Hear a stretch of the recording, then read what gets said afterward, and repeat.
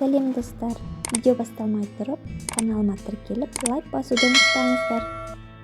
Қазіргі айтайын деп отқан өзекті мәселем ол қыз-келіншектерге арналады, жүктілерге. Әсіресе жүктілерге арналады.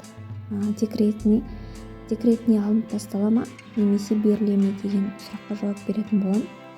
Алдымен төленетін ақылар налог 7350 теңге, сол қалады.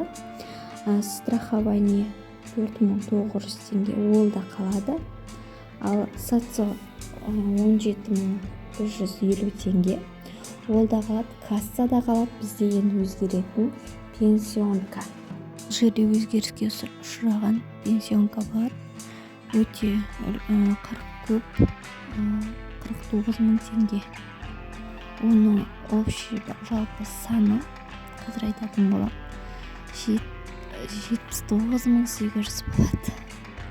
Сіздермен болған мен Асия. Каналыма тіркеліп, лайк басуды ұмытпаңыздар. Сіздердің қолдауларыңыз мен үшін өте маңызды.